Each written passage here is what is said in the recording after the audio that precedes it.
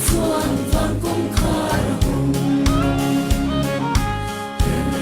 mi kan ni lo van la ta kan ni lal pa thi na le thore na kan chom pui nia lo la tur sa dua kan ni lal thum va min hallelujah van me kan ni